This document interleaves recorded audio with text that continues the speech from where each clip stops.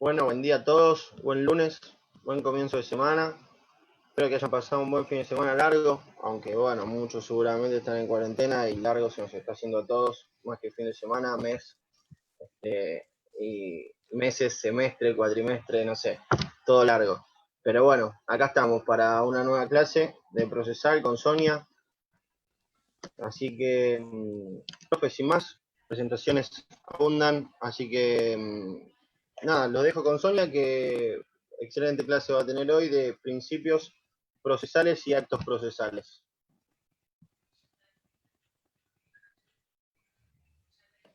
Adelante, Sonia, ya podés arrancar, ¿eh? Gracias. Hola chicos, ¿cómo están? Bueno, intentaremos aclarar un poco la temática de hoy, que es un tema lindo porque les voy a hablar de proceso y les voy a hablar de principios procesales al principio y después les voy a hablar de actos procesales. Dos unidades que son bastante determinantes en lo que es el primer parcial de elementos de derecho procesal. Bueno, arrancamos con la primera. ¿Qué es el proceso? El proceso lo podemos ver desde diferentes aspectos y los vamos a ir analizando no solo desde su naturaleza jurídica, sino también desde lo que conocemos como la conceptualización de cada figura que vamos a analizar a lo largo del programa de Derecho Procesal.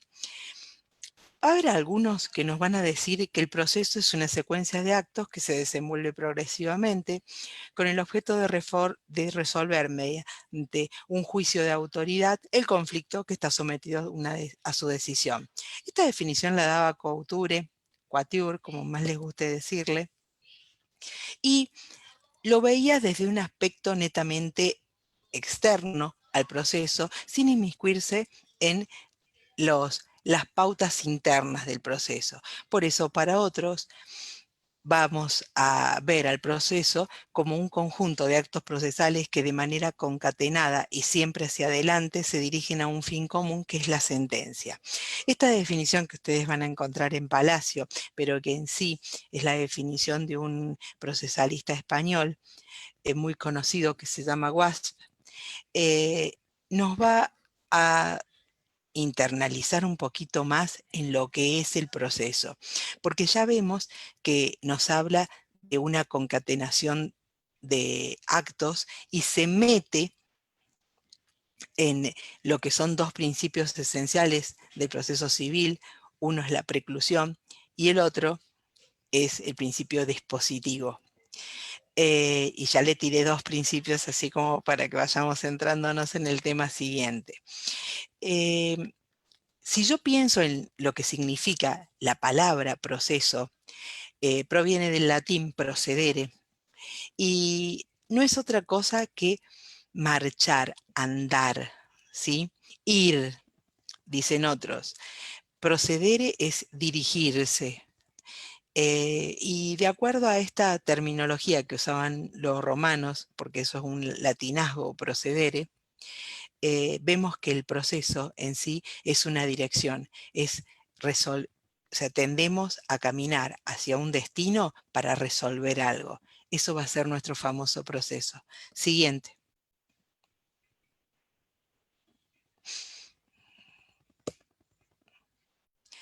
Bueno, ¿qué implica el proceso como fin?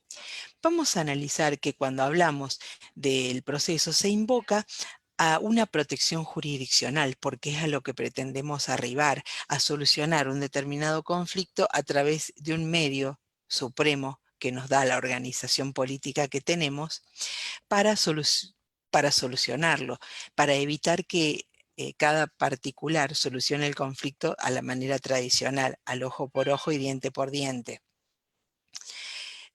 Hasta que el juez otorgue o deniegue la sentencia, vamos a ver que median una serie de actos que los podemos llamar procedimientos o conjunto de toma de no, o sea, este conjunto de actos lo vamos a determinar de manera generalizada como proceso.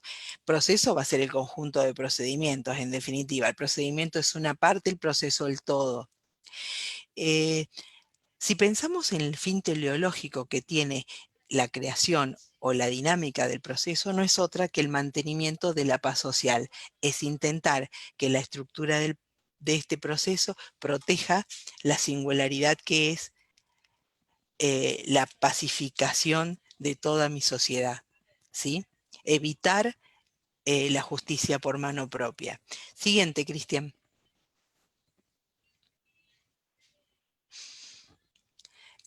Bueno, ya vimos el fin del proceso y lo vamos a analizar desde dos aspectos, que son dos teorías. Algo vimos ya de naturaleza jurídica cuando fuimos analizando las otras figuras.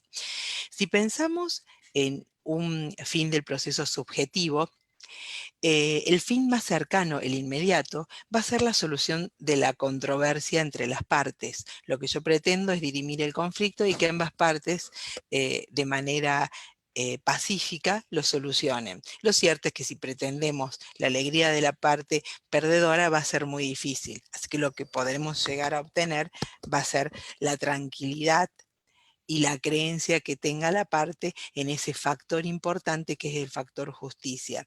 Por eso a veces es tan importante y no es menor lo que está ocurriendo de la falta del sistema de justicia. Fíjense que hoy alarma una noticia todo lo que es el pueblo judicial, como le decimos, que uno de los edificios más importantes, que es la Cámara del Trabajo y de la Seguridad Social, han tenido varios casos de coronavirus, por ende, todo lo que es sorteo de causas de seguridad social o del trabajo están cerradas. Y no es menor este dato, porque fíjense justamente eh, el derecho de un trabajador a arribar a un sistema de justicia. ¿Sí? Dos factores importantes. Por un lado, el trabajo y por otro lado, la justicia. ¿Sí? Si pensamos en el fin del proceso desde un aspecto objetivo, vemos al proceso como un instrumento. ¿Un instrumento para qué? Para actuar la ley. ¿Por qué actuar la ley? Porque en definitiva lo que hacemos cuando ponemos en marcha el proceso judicial es eso.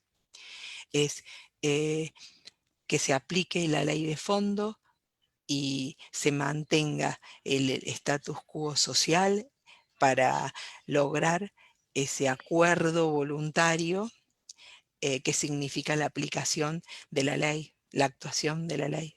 Siguiente, Cristian.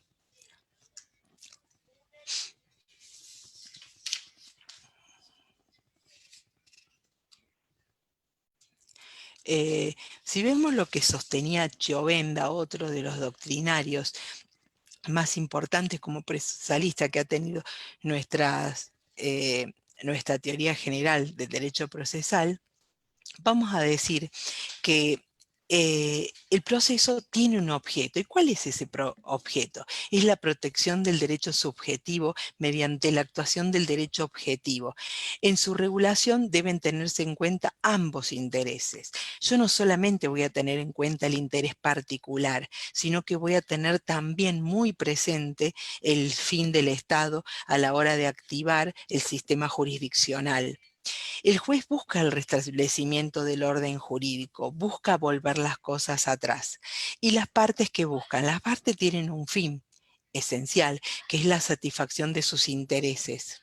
Esa satisfacción de los intereses, vamos a ver que generalmente cuando pensamos en el proceso civil, pensamos en un fin netamente económico, restablecemos la actuación de la ley a un sistema anterior, que no es otro que poner en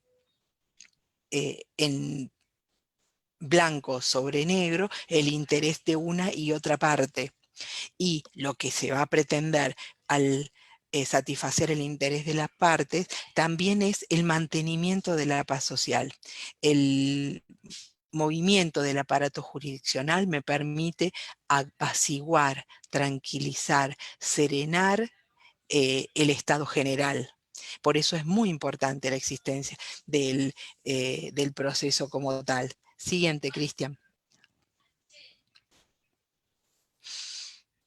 Bueno, al proceso lo podemos ver desde dos aspectos, desde el resultado y de la finalidad. Si yo lo veo desde el resultado, suena muy interesante la definición que vimos de Guas, que nos hablaba de ese conjunto de actos procesales que de una manera determinada, que era concatenada, y hacia adelante se dirigían al fin que no era otra cosa que la sentencia, porque lo que voy a perseguir es eso, la sentencia, y la sentencia vista desde el lado objetivo y desde el lado subjetivo, para satisfacer el interés de la parte y para satisfacer la necesidad del órgano jurisdiccional de impartir justicia, de actuar la ley.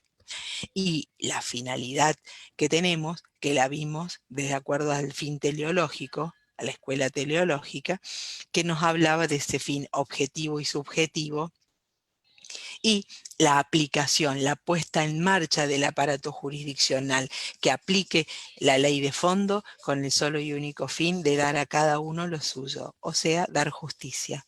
Siguiente, Cristian. Vamos a ver que el proceso como tal tiene elementos. Vamos a ver, primero el subjetivo, que es el representado por las personas, que vamos a ver dos lados de esta arista. Cuando analizamos partes, la semana pasada, vimos que estas partes tenían ciertas facultades, desde hecho la facultad de iniciarlo, que vimos que tenía que tener ciertas aptitudes, ciertas capacidades, la famosa legitimación, como esa aptitud esencial para estar en el proceso. Y también vimos que para impulsarlo se requería ciertas aptitudes, ciertos condicionamientos que no solamente se agotaban en la capacidad de las partes, sino que iban un poquito más allá, porque también la actuación de los auxiliares de las partes era muy importante a la hora de medir esa facultad.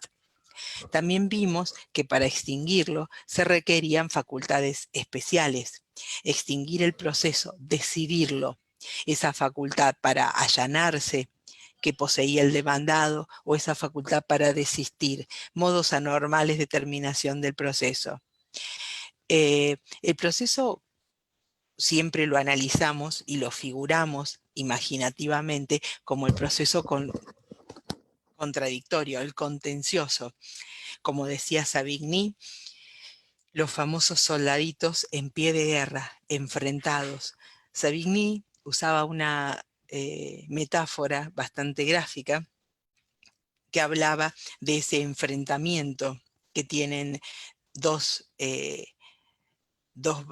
en una batalla, los dos lados opuestos. Hablaba de un grupo de soldados enfrentado a otro en firme pie de guerra, en firme voluntad de enfrentarse.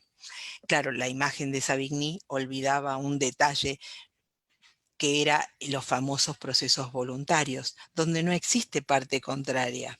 De hecho, cuando yo pienso en un proceso de adopción, estamos todos del mismo lado, todos pensamos en el interés superior del niño, en el bienestar del niño, pero cuando analizamos el proceso voluntario, seguramente si lo viera Savigny en tren de justificar su posición doctrinaria, nos diría que el defensor y el menor están de un lado, mientras el padre adoptante está del otro. La realidad es que había un error importante en esa visión doctrinal. ¿Por qué había una visión errada? Porque no están de diferentes lados, están del mismo lado. Es un proceso netamente voluntario. En un proceso sucesorio, tanto los herederos como como quien está dirimiendo ese conflicto, están del mismo lado. Y la otra parte no está, ya falleció. Es el famoso decujus. Entonces, estamos ante un proceso que no tiene enfrentamiento, que solamente se trata de una petición, que es el famoso proceso voluntario. Si lo vemos desde el elemento objetivo, vamos a ver que cuando analizamos el elemento objetivo, vamos a analizar la pretensión y la petición, el famoso objeto mediato y el objeto inmediato. Cuando pensamos en el objeto mediato, es muy simple y hasta podemos imaginarlo, porque se trata de la cosa reclamada. la cosa reclamada, ese objeto, ese elemento que pedimos, mientras que cuando pensamos en el objeto inmediato no es otra cosa que la pretensión o la petición que perseguimos. Es aquella resolución que queremos obtener. Y cuando pensamos en la actividad, vamos a ver que esta actividad se dirige a tres estamentos fundamentales, que son lugar, tiempo y forma, que lo vamos a analizar más adelante. Pásame la siguiente, Cristian. Bueno, cuando pensamos en característica del proceso, vamos a ver que las características fundamentales del proceso, esto lo van a ver mucho los que estudien por Arasi, van a ver que habla mucho de características del proceso. Vamos a ver que define al proceso como una actividad compleja, progresiva y metódica. ¿Por qué decimos que es una actividad compleja? Decimos que es una actividad compleja porque vamos a analizar esta complejidad desde diferentes aristas. Las partes es el primer elemento que vamos a analizar. Al juez es la siguiente. A los auxiliares tanto del juez como de las partes. A los testigos. Y no es menor el dato de los peritos. Pero también vamos a ver una complejidad extra. El tipo de cuestión debatida. Si alguno leyó el fallo Mendoza, es un típico ejemplo de complejidad, o Alavi, cuando se discuten intereses en los cuales las partes tienen muchos sujetos en calidad de tales, de un lado y del otro, o de ambos. Y también podemos ver que existen actividades jurisdiccionales que por el tipo de actividad que le pedimos al órgano jurisdiccional es extremadamente compleja. Por ejemplo, cuando tenemos gran cantidad de sujetos en calidad de partes, podemos tener gran cantidad de testigos. Y esto hace que el desarrollo de las audiencias testimoniales tenga mucha complejidad, porque el formato en que se va a tomar esas audiencias testimoniales va a tener ciertas características muy importantes. Por ejemplo, los testigos no pueden tener contacto entre sí. Hoy, cuando estamos invadidos de sistemas electrónicos, es muy difícil eso. Y otro elemento que tiene alta complejidad es que si yo tengo más de 100 testigos, ¿cómo voy a tomarlos en audiencias o sea, en el mismo día, sin que se lleguen a ver, que tengan contacto? Cuando tengo la prensa en determinados procesos, elementos externos que van complejizando la cuestión. Bien, decimos que es una actividad progresiva. ¿Por qué es progresiva? Porque va avanzando, siempre va hacia adelante. Tenemos esta estructura de 3 etapas que comienza con una etapa introductoria que tiene su puntapié inicial con la demanda en principio y finaliza mientras se está realizando la audiencia del artículo 360. A esta etapa, en la cual se fija el tema decidendum y se traba inicialmente la litis, le vamos a decir que esta etapa es la primera del proceso.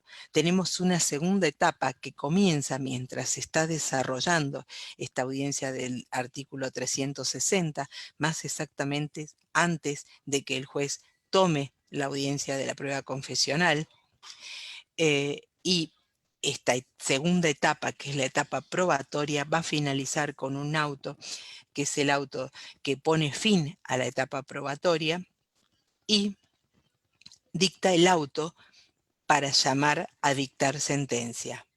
A partir de ese momento empieza a correr el plazo en que el juez puede resolver el conflicto. ¿Cómo finaliza esta tercera etapa o etapa resolutoria?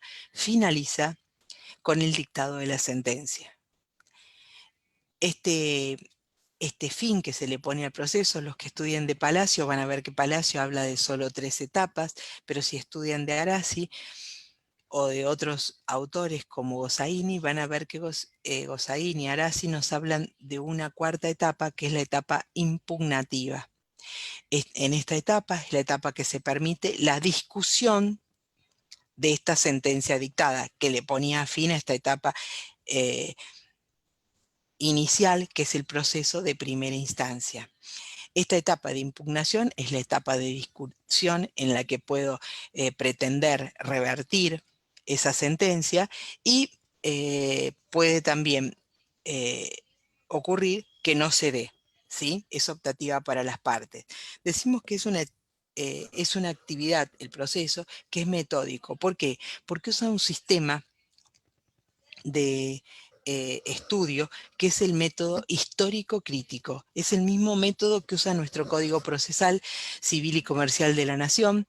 ¿Y por qué decimos que es método? Es histórico y es crítico, porque lo que se analiza es históricamente los hechos y lo que se pretende es criticarlo e intentar resolver el conflicto creado.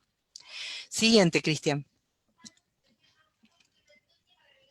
Bueno, vamos a ver diferencias. Muchas veces se usa la terminología de proceso como un sinónimo de procedimiento. ¿Es lo mismo? Yo ya dije, adelanté, que el proceso es el todo y el procedimiento una parte. Puedo hablar del procedimiento de escritos preliminares y me voy a estar refiriendo solamente a demanda y contestación. Puedo hablar del procedimiento de la prueba confesional y solo me voy a estar refiriendo a la absolución de posiciones. Puedo hablar del procedimiento de la prueba testimonial y solo me voy a estar refiriendo a las audiencias de testigos. Y puedo hablar del proceso de resolución de conflicto y solo me voy a estar refiriendo al proceso de dictado de sentencia o al razonamiento lógico jurídico que realiza el juez para resolver el conflicto. Esto que parece muy evidente, muchas veces la terminología se usa indistintamente. Por supuesto, uno no anda por la vida corrigiéndole la terminología a todas las personas. Dejemos que la gente común siga hablando del proceso y del procedimiento de forma igual. Solo nos limitemos a tratar de poner claro sobre oscuro la terminología de ustedes, de los abogados. Y vamos a diferenciarlo del juicio. ¿Qué es el juicio? El juicio es la valoración lógica jurídica que realiza el magistrado, el juez, para resolver el conflicto. Pero bajo ningún concepto el juicio puede ser el proceso, porque nos estamos olvidando de varias etapas, y de varias actuaciones, porque fíjense ustedes que en todo proceso mínimo yo voy a tener 2 abogados, uno por cada parte, además del juez, además de ciertos peritos, además de muchos de los intervinientes como secretarios y prosecretarios de juzgado. Pero lo cierto es que si yo solamente digo que el proceso es un juicio, solamente estoy pensando en la actividad de uno de sus actores, no de todos. Si vemos al proceso como un litigio, volvemos a la imagen que nos daba Savigny, cuando decía que el litigio es un enfrentamiento, son soldaditos enfrentados. El litigio es solamente una etapa del proceso controversial, nunca va a ser una etapa de todo el proceso. Pero, ¿qué es lo cierto?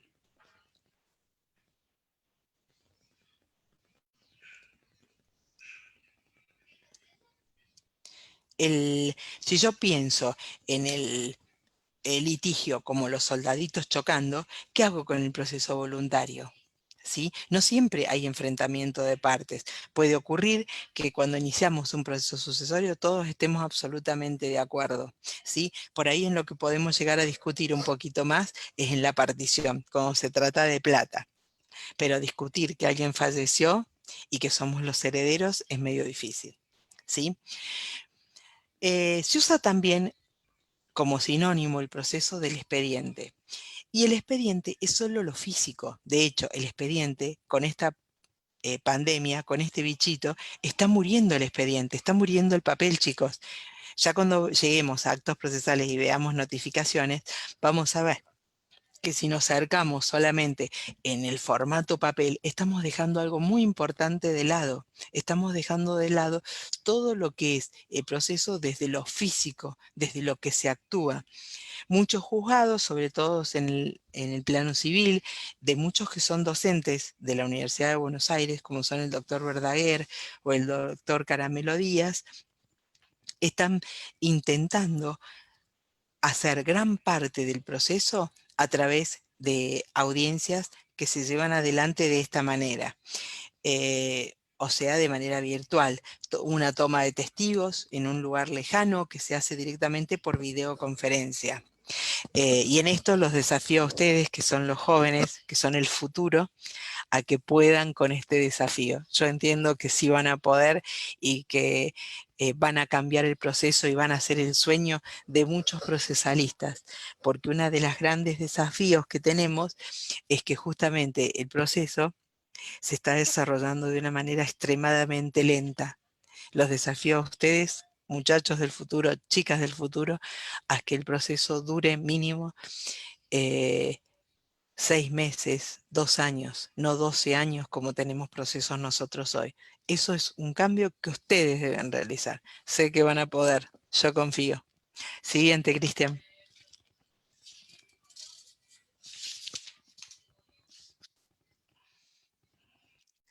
Bueno, cuando pensamos en la naturaleza jurídica de esta figura que es el proceso, escuelas antiguas vieron al proceso como un contrato entre el actor y el demandado.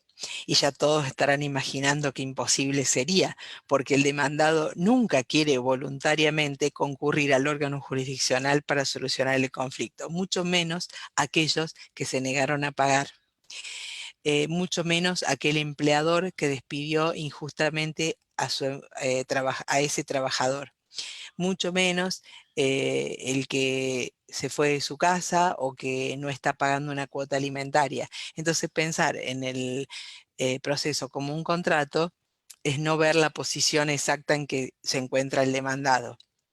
Si pensamos en el proceso como un cuasi contrato, es una solución intermedia que le dieron escuelas un poco más modernas al solo y único efecto de evitar que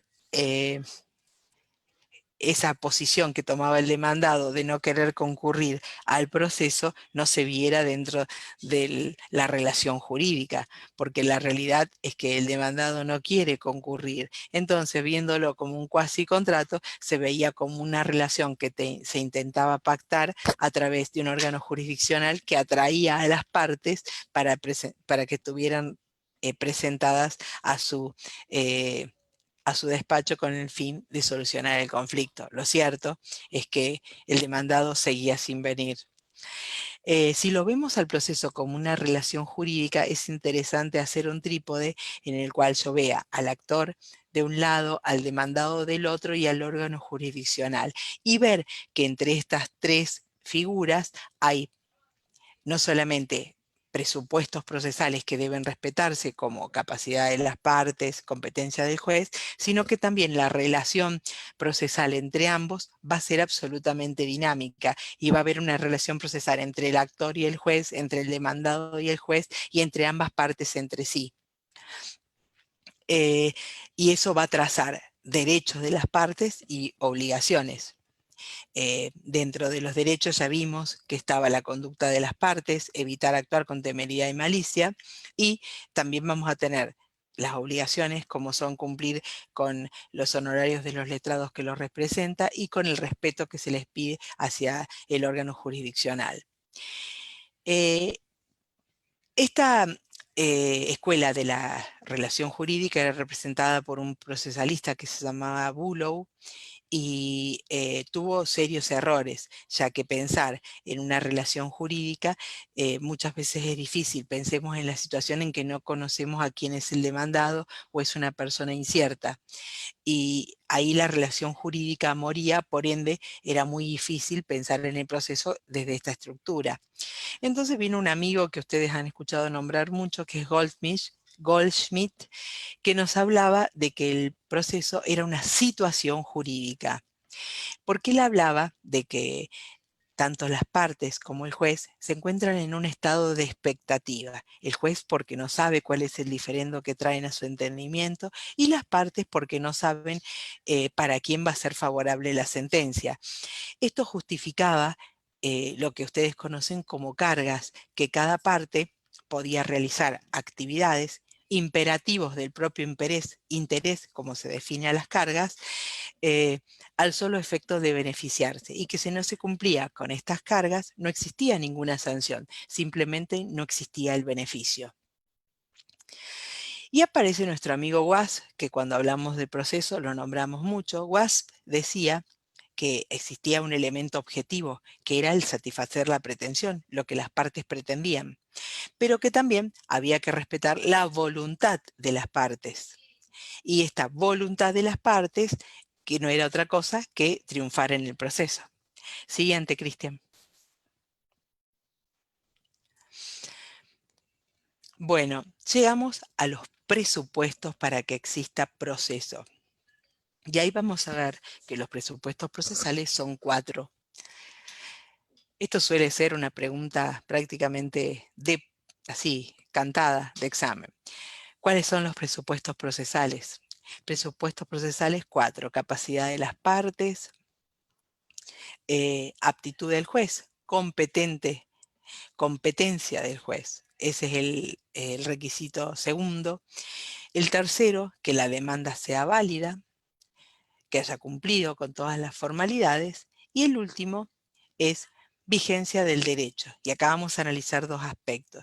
El cuarto presupuesto es que no exista otro proceso igual en trámite. Ustedes conocen esa figura como la litispendencia, ¿sí? Entonces, ¿cuáles eran los presupuestos procesales? El primero, capacidad de las partes. El segundo, competencia del juez. El tercero, demanda válida. Y el último, que no exista litispendencia, ¿sí? Vamos a profundizar un poquito estos 4 presupuestos procesales y vamos a hablar. ¿Cuándo existe capacidad de las partes? Vamos a analizar 2 aspectos, no solamente la capacidad tal como ustedes la conocen del derecho de fondo, la capacidad de hecho y de derecho, sino que le vamos a sumar la legitimación, que es ese vínculo indestructible que me une a la cosa reclamada, como una aptitud interna en el proceso. Vamos a ver que en esto tiene que ver también ciertas pautas que rigen la actividad de los abogados, como por ejemplo que toda persona que se presente a un proceso tiene que tener la posibilidad de tener una representación, un asesoramiento jurídico, ya sea gratuito o con eh, un... ¿Qué pasó, Cristian? ¿Me escuchás? Hola. Hola, sí te escucho. Se dejó de Bueno, compartir. se fue el power, Ahora, ya lo arreglo. pero sigo, ¿Ahí se ve? sí, Sí, obvio, por supuesto. bueno, ¿Volvió? sí, Joya. solamente avísame si no se me escucha, Bueno, dale. Eh, este, esta eh, unión que tengo, que tienen las partes con la cosa reclamada, es esa virtualidad interna del proceso que le sumamos esa aptitud que tienen los letrados, además de la obligación de las partes de tener el debido asesoramiento jurídico, le vamos a sumar la obligación que tienen los letrados de tener la representación efectiva para poder estar en el proceso. Ya vimos que el abogado puede actuar en 3 calidades: como apoderado, como patrocinante o como gestor. Y en cualquiera de las calidades que actúe, siempre tiene las cargas de la responsabilidad que le implica. Cuando pensamos en la aptitud del juez, pensamos en nuestra primera charla, aquella competencia como esa aptitud que tiene todo órgano jurisdiccional para estar en el proceso, para resolver el conflicto. Esa investidura, si yo pensara en la jurisdicción como un vestido, diría que la competencia es el largo, es el límite que tengo para poder entender en un determinado proceso. Y ese límite tiene que estar dentro de la relación jurídica que yo voy a solucionar. Cuando pienso en el tercer presupuesto, la demanda válida, pienso directamente en el artículo 330 del Código Procesal. ¿Y por qué pienso en el artículo 330? Porque son los requisitos sustanciales de la demanda. Yo cuando presento un escrito de demanda, debo haber cumplido no solamente con los requisitos sustanciales, sino también con los formales y con los requisitos fiscales. Si yo pienso en los requisitos sustanciales, voy a tener que haber dicho el nombre y el domicilio de quien demanda, el nombre y el domicilio de a quien se demanda. Puedo haber cumplido o no con la carga de constituir domicilio, tanto el domicilio legal como el electrónico, pero recuerden que si no lo hacen, artículo 41, estrados del juzgado. Debo decir qué demando, en qué términos y cuál es la resolución que persigo, el objeto. También debo hacer una secuencial y ordenada redacción de los hechos, tal como los pretendo, y también debo tener una ordenada petición para finalizar ese escrito. ¿Por qué es importante el cuarto requisito? Que no exista litispendencia. Porque esta famosa litispendencia era un estigma del viejo sistema de sorteo de demandas que teníamos. En la actualidad técnicamente es prácticamente imposible, porque el sistema electrónico detectaría si yo pretendo sortear un proceso igual. Pero ojo, ¿qué pasa cuando yo tengo Juan Pérez y otros? ¿Quiénes son los otros? El sistema solamente me registra a Juan Pérez, y cuando yo intente sortear, seguramente va a ser difícil que quien sortea, en la cantidad de demandas que sortea, se dé cuenta de que existe otro proceso con el mismo reclamo. Esto se da mucho en los reclamos ante el Fuero Contencioso Administrativo Federal, sobre todo porque son reclamos de haberes, por ejemplo, de haberes de docentes, de policía, de personal de las fuerzas de seguridad. Siguiente, Cristian.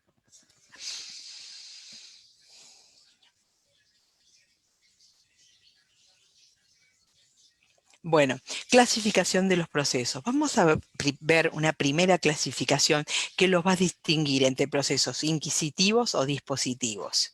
Y esta diferenciación va a tener que ver con el tipo de investigación de la verdad al que yo arribo. Mientras en uno lo que pretendo es reconstruir la verdad, en el otro solamente pretendo probar los hechos e intentar resarcir la situación equivocada. El segundo tipo de clasificación va a tener que ver con el órgano juzgador, y ahí vamos a hablar de procesos judiciales, de legislativos o de administrativos. Cuando yo tengo un proceso judicial es el proceso típico, el proceso en el cual un órgano jurisdiccional con la competencia debida solucionan un diferendo entre dos personas. Cuando un proceso va a ser legislativo, cuando estamos ante proceso de sanción de leyes, que ustedes lo vieron en derecho constitucional. No voy a entrar en mayores detalles en ese aspecto. ¿Qué ocurre cuando yo pienso en el proceso administrativo? En el proceso administrativo tengo de un lado de mi balanza sí o sí a un tipo de Estado, llámese el Estado nacional, el Estado provincial, el Estado municipal, pero al Estado o un formato del Estado que actúa de manera privada. Por ejemplo, cuando litigo contra Aerolíneas Argentinas, cuando litigo contra el PAMI, ¿sí? Que si bien es una obra social, tiene la singularidad de que es una, eh, una estructura diferente, ¿sí? Por último, lo que no es último porque tenemos otra diapositiva de lo mismo, pero en esta, el último que tenemos es la discusión de qué tipo de derecho material se trate. Recuerden que siempre que hablamos de clasificaciones, tienen una finalidad muy simple, la finalidad educativa, no es otra. Y esta finalidad educativa se relaciona a que lo que pretendemos es que ustedes distingan un tipo de proceso de otro, pero no quiere decir que anden por la vía clasificándolos, así que tranquilos. Pero sigue siendo una de las posibilidades o posibles preguntas de examen, así que tengan especial cuestionamiento en este tipo de cosas. además intuyo que los exámenes van a ser en su mayoría netamente conceptuales, porque se va a hacer muy difícil tomar exámenes de otra manera.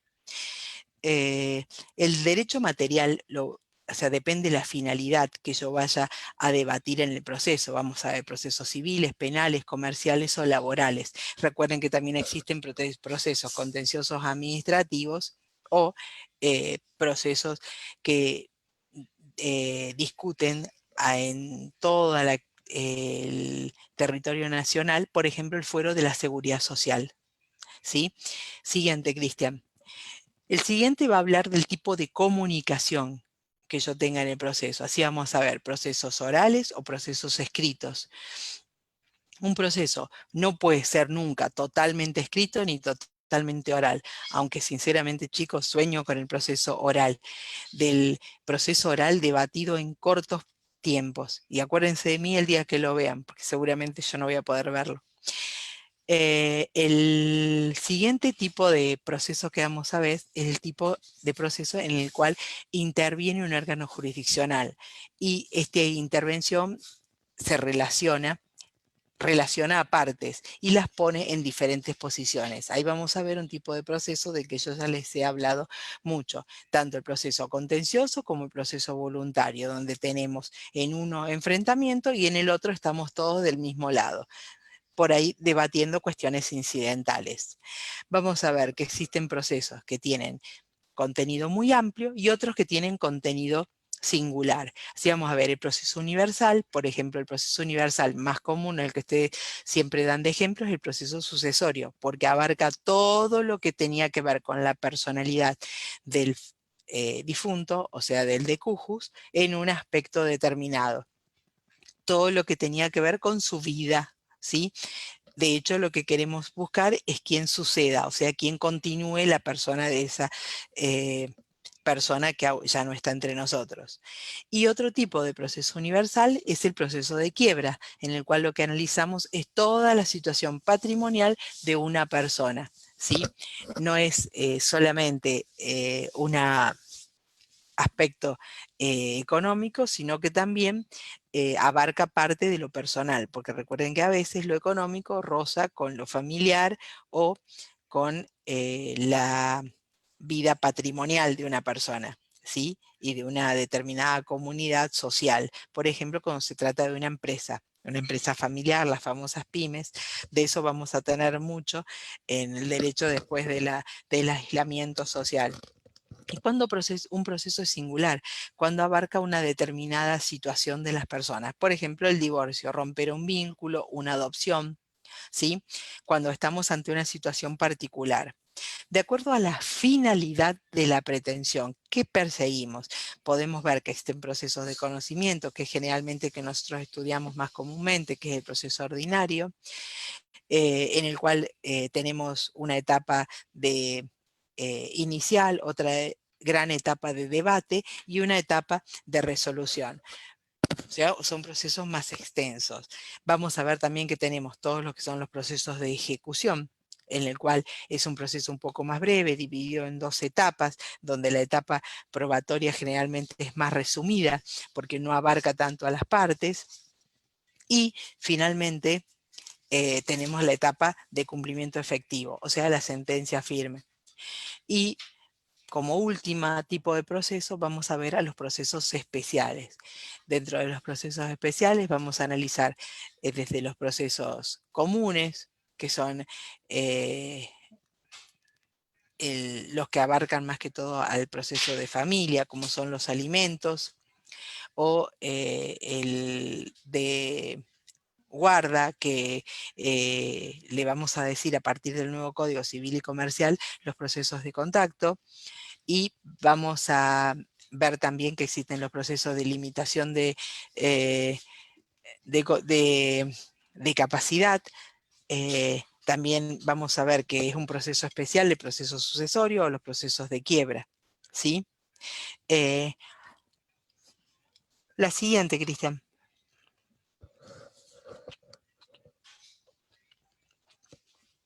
Bueno, esta etapa yo ya la hablé, son las diferentes etapas del proceso, tiene una estructura la estructura que a ustedes les han dado en las clases tiene que ver con la estructura básica de un proceso ordinario. No se ve el resto. El proceso de ejecución lo vamos a ver al final de la cursada, cuando ya nos estemos viendo, chicos, con suerte. Siguiente, Cristian.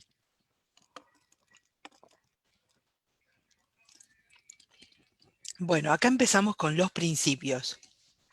Los principios, ustedes lo primero que van a ver en el PowerPoint, que cuento con que Cristian lo cuelgue en Conciencia Digital y ustedes puedan acceder, tiene que ver con un cuadrito que quería que les quedara, porque es la estructura de todo el proceso y los principios. Si ustedes miran en el cuadrito, van a ver que tienen de un lado los principios y del otro lado los sistemas diferenciados. ¿Y por qué están diferenciados? Porque cuando yo hablo de principios, voy a hablar de presupuestos políticos, jurídicos, que fijó el constituyente como fundantes de un ordenamiento procesal determinado. Son lo que no se puede pautar, lo que nunca me va a poder faltar en un proceso. Mientras que cuando yo pienso en sistemas, pienso en formas metódicas a través de las cuales los principios cobran vida, se naturalizan, ¿sí?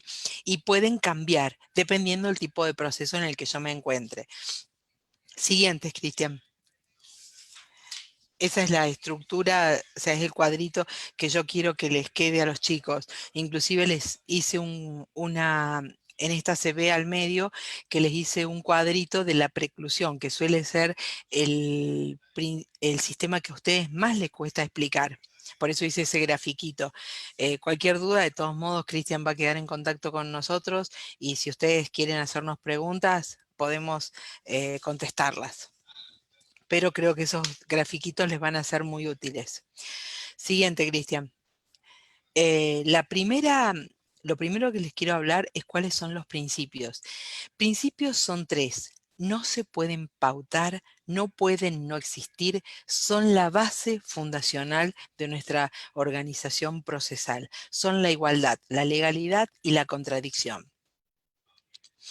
Mientras que los sistemas son varios, ¿sí? Y los vamos a ir desarrollando. Por eso ahora voy a hablar de igualdad. Ustedes de igualdad van a responder siempre lo mismo. Igualdad es el artículo 16 de la Constitución. No se salgan de eso. Igualdad es igualdad de condiciones. Igualdad no en cualquier estado, igualdad en igualdad de condiciones. Todos somos iguales ante la ley, todos, pero también vamos a medir la condición de cada uno. Yo no puedo medir igual al presidente de la nación que al trabajador sanitario, al enfermero, ¿verdad? Porque los dos en su espacio tienen responsabilidades muy diferentes. Pero fíjense que cuando estamos ante una situación de emergencia como esta, ambos son tan importantes, pero mientras uno tiene a cargo la responsabilidad de todos los habitantes del país, el otro va a tener a cargo solamente la responsabilidad de su grupo, o sea, los que debe cuidar, sus pacientes, ¿sí? Mientras que el otro tenía todos los habitantes, pero todos vamos a medirlo en igualdad. Yo voy a medir al enfermero de acuerdo a otros enfermeros, a la clínica de acuerdo a otra clínica, voy a medir al presidente de acuerdo a su gabinete, a su estado. Voy a medir a este presidente en relación a otros funcionarios, pero no lo voy a medir en relación al enfermero del que les hablaba. ¿Qué es la legalidad? La legalidad es la aplicación de la ley, ¿sí? El principio de legalidad es la actuación de la ley. Yo puedo presentarme a un proceso siempre invocando la ley. No puedo llevar adelante un proceso controversial por un hecho ilícito, porque no estoy cumpliendo con una de las bases esenciales. Siempre tiene que haber una ley anterior al hecho del proceso. ¿Se acuerdan de eso que lo hablamos la clase pasada? Bueno, esa es la base. El último de los principios, la contradicción. ¿Qué es la contradicción? La contradicción es el enfrentamiento. Cuando pensamos en contradicción en el derecho procesal, hablamos de sustanciación. ¿Qué es esto de la sustanciación? Es correr traslado al otro, es decirle al otro de todo acto, de todo evento, ¿sí? No existe contradicción si no tengo del otro lado una parte para comunicarle. ¿Existe contradicción cuando pienso en la comunicación que hace el juez a las partes? Sí y no. ¿Por qué? Porque es base del proceso controversial, pero la contradicción implica que exista comunicación, desempeño, desenvolvimiento en el proceso. Es el famoso devenir del proceso. La contradicción, si se las veo desde el aspecto procesal, le puedo decir bilateralidad. Y cuando la pienso desde el aspecto netamente penal, le voy a decir derecho de defensa. ¿Sí? Siguiente, Cristian. Los sistemas. El primer sistema que vamos a ver es el dispositivo. Y lo vamos a enfrentar con el sistema inquisitivo, su contracara. El siguiente que vamos a ver es la congruencia. El cerco que le vamos a hacer al proceso civil y lo vamos a enfrentar con el proceso penal en el cual la congruencia no existe, es abierto. Vamos a hablar de preclusión o de unidad de vista y vamos a hablar del sistema de inmediación, del sistema de adquisición, del desaneamiento, de la economía procesal, de la legalidad o instrumentalidad de las formas, de un sistema escrito y de un sistema secreto, y vamos a enfrentarlo al escrito al oral y al secreto al público. Siguiente, Cristian. Cuando un sistema es dispositivo, cuando cumple ciertas pautas. Vamos a decir que un sistema es dispositivo por oposición al sistema inquisitivo cuando la iniciativa del proceso, el impulso del proceso, reside en la parte. ¿Quién inició el proceso? Una de las partes, y es ella y solo ella la encargada de dinamizarlo, o sea, de ponerlo en movimiento permanentemente, yo digo que no solamente prende el auto, sino que también es quien aprieta el acelerador. Si yo lo enfrento al sistema eh, inquisitivo, si bien las partes tienen la facultad de denunciar, o sea, de prender mi auto, no van a tener la facultad de apretar el acelerador. Porque recuerden que el proceso penal, o sea, el proceso inquisitivo, es absolutamente de oficio, ¿sí? Ciertas pautas de un sistema inquisitivo tiene el proceso laboral, donde sí o sí me debo someter a un proceso en el cual el órgano jurisdiccional tiene un uso de facultades mucho más extensas de la que se tiene en un sistema dispositivo. La disponibilidad del derecho material. Esto marca una diferencia sustancial entre el proceso dispositivo y el inquisitivo. Mientras en el proceso dispositivo las partes tienen disposición del derecho material, en el proceso inquisitivo no, porque existe un interés supremo en mantenimiento de la paz social y en esa pauta sancionatoria que tiene el proceso penal, que hace que yo no pueda disponer del derecho. Una vez que se efectivizó la denuncia, sí o sí, el proceso va a continuar.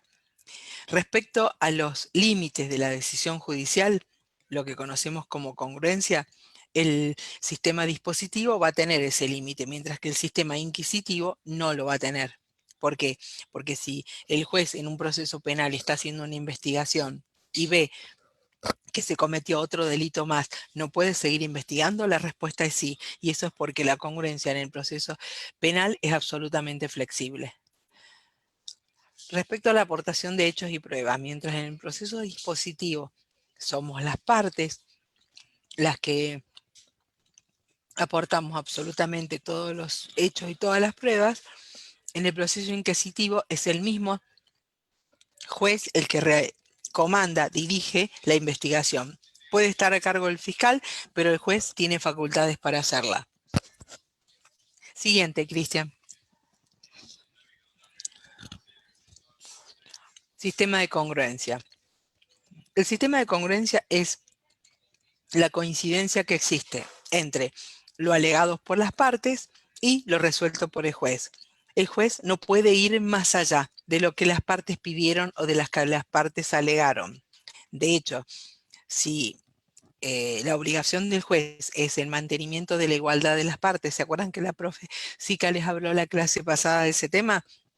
Bueno, si el juez ve que existe diferencia de las partes, puede realizar llamadas de atención a los letrados o puede eh, tener entrevistas con las partes y hacerles saber esa situación. Pero lo cierto es que en el proceso civil tiene límites. En cambio, si ocurriera lo mismo en el proceso penal, el juez penal sí tiene facultades para detener el proceso y someter al imputado a una correcta defensa, ¿sí? Y eso marca diferencias entre el proceso civil y el penal. La congruencia hace que el juez pueda estar bajo sanciones como son la plus petitio. El juez no puede ir más allá de lo que las partes pidieron, no puede dar más de lo que la parte pidió. Siguiente, Cristian. Bueno, la preclusión. La preclusión es la pérdida de una facultad. ¿Y por qué se pierde la facultad? Por no realizar un acto en un determinado plazo. O realizar una actividad que es incompatible con el momento procesal. ¿Qué ocurre? Yo tengo un sistema de proceso civil que está dividido en compartimientos estancos que son las etapas. Finalizada una etapa, yo no puedo volver a ella. Existe un fallo que usamos siempre que tiene que ver con la verdad jurídica objetiva, que es el fallo Colalillo, es un fallo muy viejo, muy breve, que si a alguno le queda duda respecto a la preclusión puede leerlo. Pero básicamente es el plazo que marca la ley, no puede excederse. Cumplido ese término, no se puede realizar el acto procesal. ¿Qué ocurre cuando sí ocurren eventos que hacen que peligre la verdad objetiva? Naturalmente corresponderá al órgano jurisdiccional tomar medidas que eviten esa pérdida. El sistema de preclusión se enfrenta con el de unidad de vista, como es el sistema inquisitivo, donde lo que yo tengo es un proceso común, amplio. En cualquier momento del proceso pueden ocurrir pruebas. De hecho, hay un evento que ocurre permanentemente en el proceso penal, que es la indagatoria. El imputado puede prestar declaración indagatoria hasta el momento de dictar sentencia. De hecho, lo último que se hace previo a la lectura de la sentencia es preguntarle al imputado si quiere declarar o decir algo. Siguiente. Bueno, sistema de inmediación. Este es el sueño de todo proceso civil. Es el acercamiento que debe existir entre las partes y el órgano jurisdiccional. Este acercamiento que existe entre las partes y el órgano jurisdiccional tiene que ver con el deber que tienen los jueces, que también lo hablamos la clase pasada, respecto a la asistencia a las audiencias. Este deber es infranqueable, tiene ese deber el juez y debe cumplirlo. Y si no lo realiza, es pasible de nulidad. Recuerden que las nulidades son subsanables en el proceso civil, mientras que en el proceso penal no. ¿Qué ocurre si no tengo el tribunal en pleno? Lamentablemente el proceso no va a tener validez y las nulidades en el ámbito del proceso inquisitivo son insalvables. Siguiente, Cristian.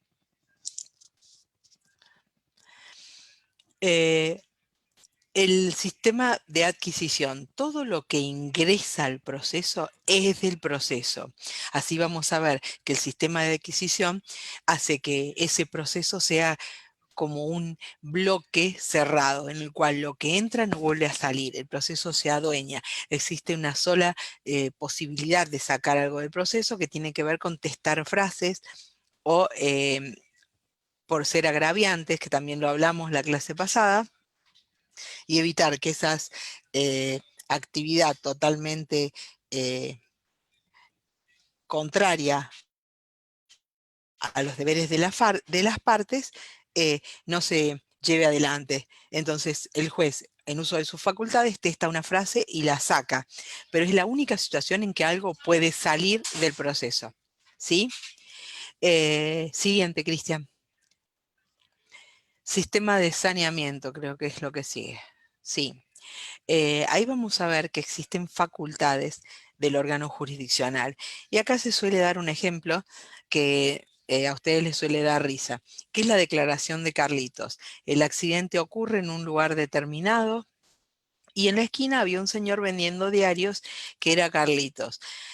Ocurre que las partes en el ofrecimiento de prueba ofrecieron todo tipo de prueba menos la declaración de Carlitos. Entonces, ¿qué ocurre? El juez, antes de dictar sentencia, toma la medida de escuchar a Carlitos. Entonces, esta medida que toma el juez lo que hace es, por un lado, intentar formar su convicción, pero por otro lado podemos hablar de ese famoso despacho saneador. También podemos hablar, cuando hablamos de sistema de saneamiento, de la reconducción de recursos, cuando una de las partes interpone una vía recursiva que no es la adecuada y el juez, puede ocurrir que haya un error en el título, se imprimió la versión que no correspondía y demás. Entonces, este hecho el juez lo subsana. ¿Cómo lo subsana? A través del despacho saneador y de la reconducción de ese recurso. Lo toma como si hubiera sido lo que debió ser interpuesto en ese momento procesal, para evitar que se pierda el derecho, porque si bien internamente el escrito puede contener todo lo argumentativo ser correcto, lo que pretende el juez es evitar que se pierda ese derecho. Siguiente, Cristian.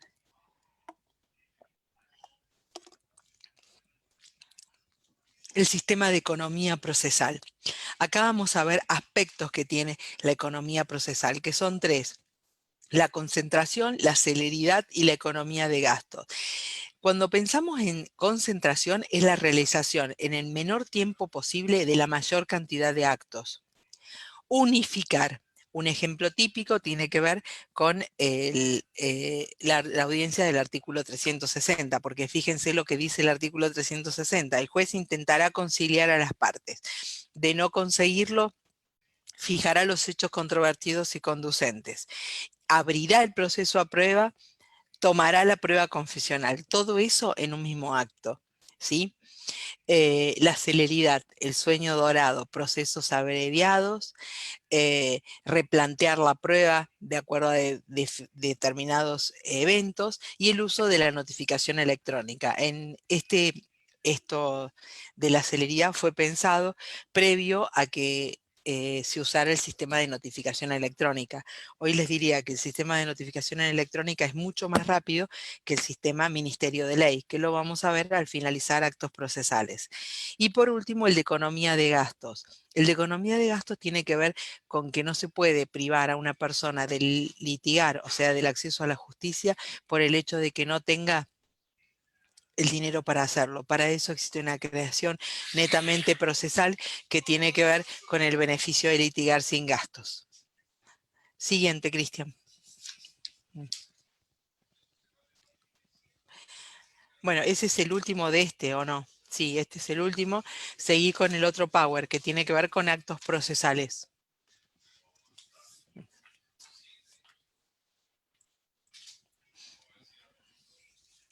Bueno, ¿qué son los actos procesales? Los actos procesales no son otra cosa que actos jurídicos que pueden emanar de las partes del órgano jurisdiccional o de terceros ligados al proceso, siempre susceptibles de crear, modificar o extinguir efectos dentro del proceso, en el proceso.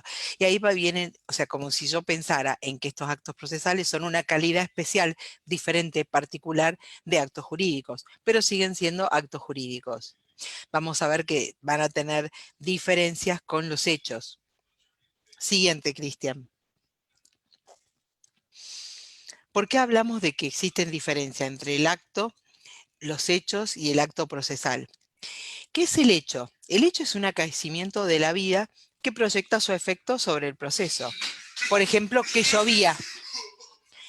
el hecho de que llovía, ¿sí?, marca una circunstancia. Si el choque ocurrió mientras llovía, eso cambia ciertas pautas, pero en principio es un hecho. ¿Qué es un acto? Un acto se trata de una voluntad jurídica, algo que hicimos, ¿sí? La firma de un contrato, ¿sí? Lo que hicimos cuando firmamos nuestro contrato fue manifestar nuestra voluntad jurídica para crear, modificar o extinguir de...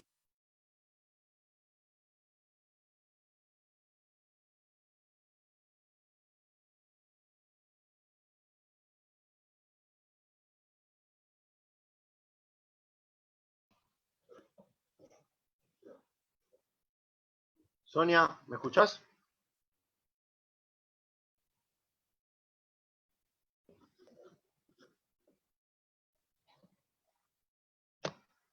No te estoy oyendo yo. No. O sea, te veo modular, pero no veo que te salga la voz.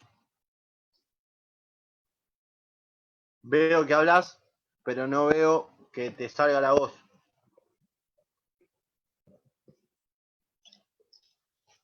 No escucho tu voz.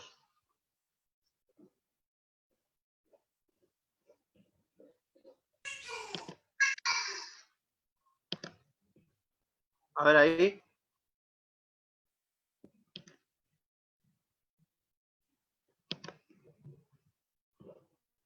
Hola, hola. No.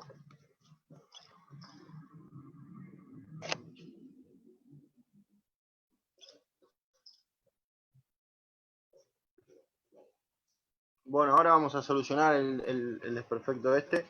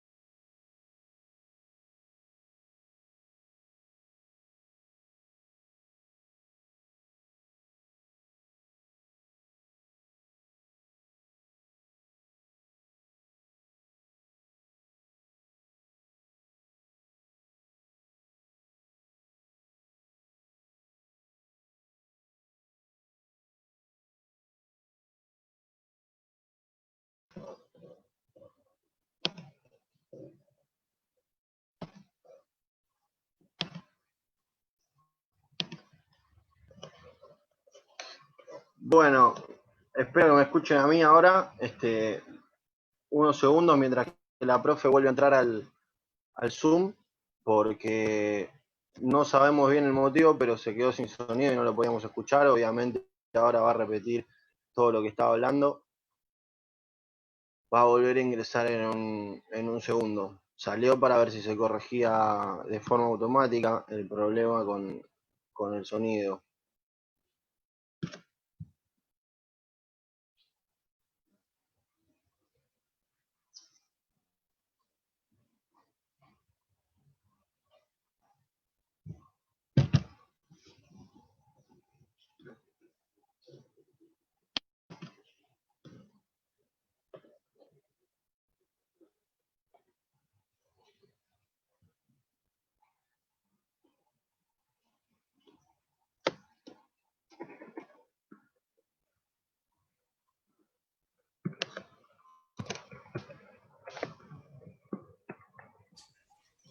Hola Sonia. ¿Me escuchás? ¿Me escuchás?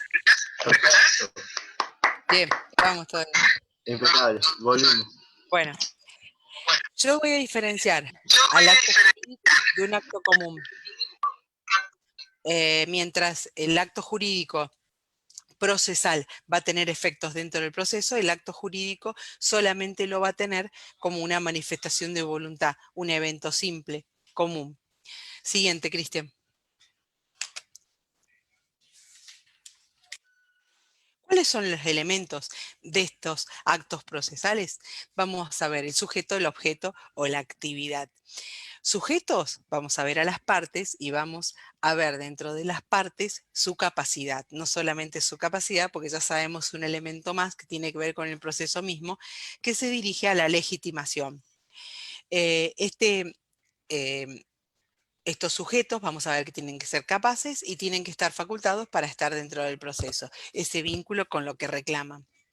Recuerdo el objeto, vamos a ver dos características de este objeto. Pásame la siguiente, así voy hablando sobre la diapositiva, Cristian. Bueno, sujeto, vamos a ver que tienen que ser las partes y que tienen que ser, estas partes pueden ser en un proceso contencioso, vamos a ver que van a ser actor o demandado, o pueden ser nuestros peticionarios del proceso voluntario. Vamos a controlarle su capacidad y vamos a ver del órgano jurisdiccional su competencia, que si lo pensamos desde un aspecto estrictamente común, la competencia del juez no va a ser otra cosa que su capacidad. Y esta manifestación que va a hacer el juez no va a ser otra cosa que una función pública, o sea, el uso de su jurisdicción. Los terceros que pueden actuar como colaboradores eh, particulares dentro del proceso, ya sean los testigos, o pueden ser agentes de la jurisdicción, por ejemplo, los peritos o todos los que son los asistentes del juez. Si pensamos en la época del derecho romano, vamos a ver que ya los glosadores distinguían entre los actos de causa y los actos de juicio. O sea, las personas que actuaban dentro del proceso de una manera directa por voluntad, ¿sí?, esgrimiendo sus derechos, mientras que los que acercaban voluntariamente datos, testigos y demás. Siguiente, Cristian. Si pensamos en el objeto, vamos a ver que el objeto es la materia sobre la cual se realiza el acto procesal, ¿sí? Y la materia sobre la que se realiza el acto procesal, vamos a ver que va a definir la estructura de la temática del proceso. O sea, vamos a hablar de un proceso civil, penal, laboral, etc. Y vamos a ver que nuestro objeto tiene que tener dos características fundamentales. Tiene que ser idóneo y tiene que ser jurídicamente posible. ¿Por qué decimos que debe ser idóneo? Porque debe ser apto para lograr la finalidad pretendida por quien lo realiza. Si yo pienso en un objeto neto, suelen surgir diferencias o particulares complicaciones cuando hablamos de la homologación de una sentencia. ¿Por qué? Porque ¿cuál es el objeto de homologar un acuerdo? Y ahí suele haber muchas dificultades en ustedes para explicarlo. ¿Cuál es el objeto de ese proceso? La homologación, simplemente. Y si hubo conciliación en un proceso, la sentencia, ¿qué va a hacer? Darle firmeza a ese acuerdo, a esa conciliación. Entonces, si yo pienso en el objeto de este proceso, ¿cuál va a ser mi acuerdo? Yo pienso en un objeto idóneo, debo hacer la salvedad de que no puede ser ilegítimo ni puede ser ilegal, ¿sí? Diferenciando esos dos conceptos que ustedes ya supongo que los manejan claramente. ¿Por qué yo digo que debe ser jurídicamente posible? Bueno, básicamente porque no debe estar prohibido por la ley, pero fundamentalmente porque yo no puedo, yo podría demandar a Dios por la pandemia. Puedo demandar a mi órgano ejecutivo, al presidente, si quieren, porque me mandó a la cuarentena. A ver, dentro de las consecuencias que va a traer esta pandemia, si alguno lo hace, se van a reír después y decir, uy, la profe lo dijo. van a escuchar locuras de todas las clases, porque indudablemente cuando vuelvan a trabajar los órganos jurisdiccionales, la actividad que vamos a tener va a ser muy particular. Pero lo cierto es que pensemos en algo factible técnicamente para ser dirimido en la justicia. De hecho, algunas veces entre determinados procesos, sobre todo a quienes se dediquen al derecho de familia, que exige una paciencia muy especial, eh, van a ver que hay gente que viene al estudio del abogado intentando conseguir que su ex cónyuge lo quiera. Y nosotros podemos conseguir justicia, no amor, chicos. Acuérdense siempre de eso. Ya me imagino que están todos riéndose, pero es la verdad. Siguiente, Cristian. El siguiente es la actividad. Cuando pensamos en actividad, vamos a ver, vamos a pensar en la forma, en el tiempo y en el lugar. Cuando pensamos en la forma, vamos a ver dos tipos de actividad, actividad de expresión y de recepción. Y cuando pensamos en el tiempo, vamos a ver el momento de los actos procesales. Y cuando pensemos en el momento, vamos a hablar un poquito de plazos. ¿M? Y por último, el lugar, dentro o fuera de la sede del tribunal, donde se van a realizar esos actos jurisdiccionales. Siguiente, Cristian. La forma de los actos procesales va a tener que ver con forma de expresión o forma de recepción. ¿Cuál es la forma de expresión? Vamos a ver en una forma natural que es la escrita, pero existen muchas experiencias pilotos para que fuera digital. La vida siguió, el reglamento para la justicia nacional cayó en una antigüedad total porque vino el COVID-19 y nos enseñó de que todo lo planeado fue poco. Ahora vamos a tener que reinventarnos y el reglamento para la justicia nacional no existe más porque ya no podemos hablar de que los actos son solamente escritos y pensar en el cargo, porque ya todos sabrán que los escritos se están presentando vía web con algo que se llama firma electrónica, que no es tal, porque ya vamos a ver la diferencia que existe, pero en principio es solamente un modo de llevar adelante un acto determinado. Decir algo, esgrimir un derecho. De hecho, hasta podemos sortear las demandas de manera digital. ¿Cuál es la forma de recepción? Y antes hablábamos de algo que es una antigüedad total que tiene que ver con el cargo. Ahora el momento de presentación es el momento en que lo mando y el tribunal le da de alta, ¿sí? Y esto se relacionaba con un principio, que era la publicidad y la inmediación. Bueno, chicos, el tiempo pasó y ahora tenemos otra historia que tiene que ver con la vida misma, ¿sí? Siguiente, Cristian. Bueno, cuando hablamos de tiempo de los actos procesales, vamos a ver dos tipos de tiempos, los genéricos y los comunes. Eh, los tiempos genéricos, ¿cuáles van a ser? Los tiempos genéricos van a ser los plazos que corren para todos iguales, 152 de Código Procesal.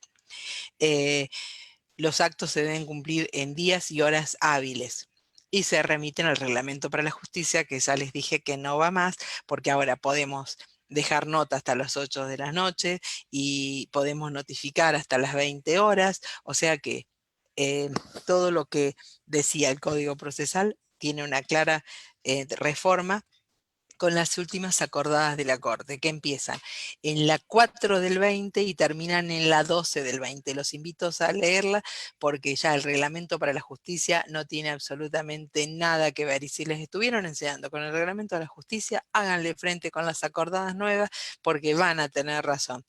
Así que vamos que podemos.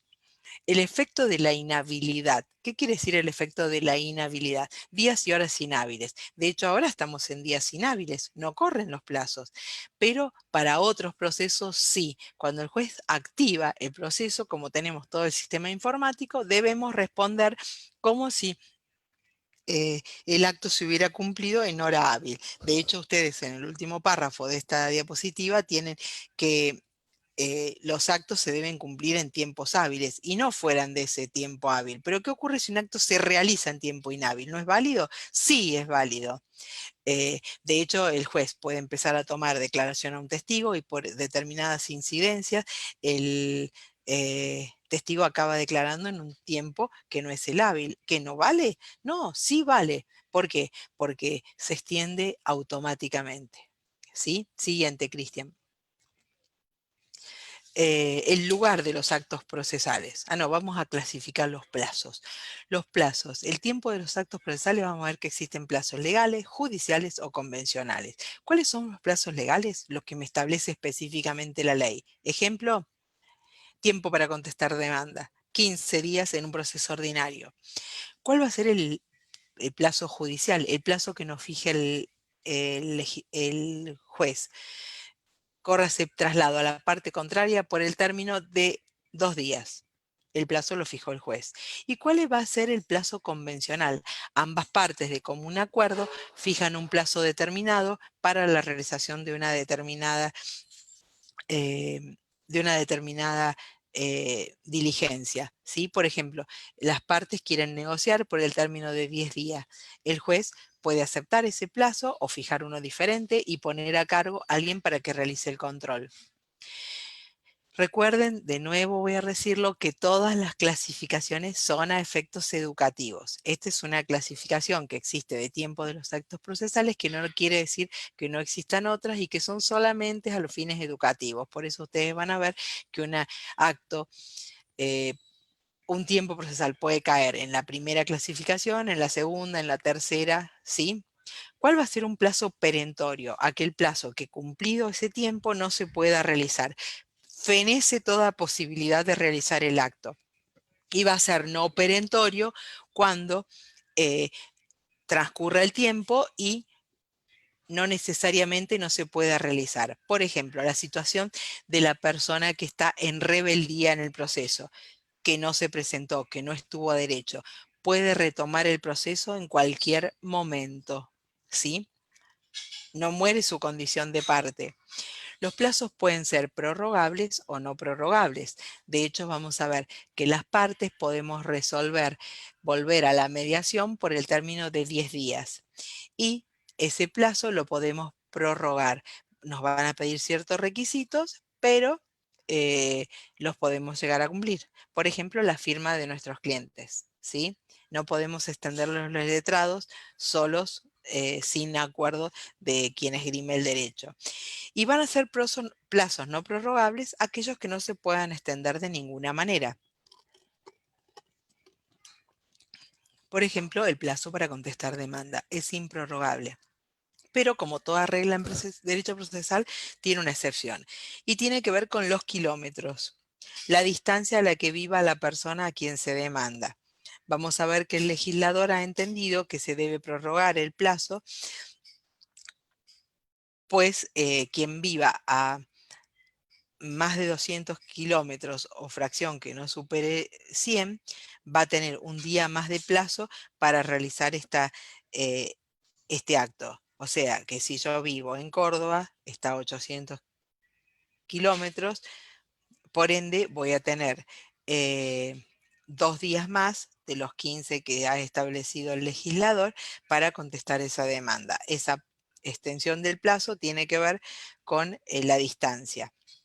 Vamos a ver que existen plazos que son individuales y otros que son comunes. Un plazo va a ser individual cuando corra para una sola de las partes. La mayoría de los plazos no son individuales, son comunes.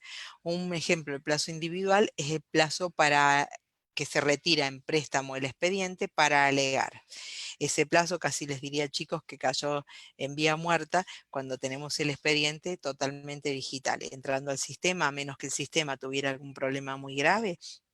Lo cierto es que esa es la manera en la que nos vamos a manejar, retirando el expediente y poniéndolo y usando el digital para alegar.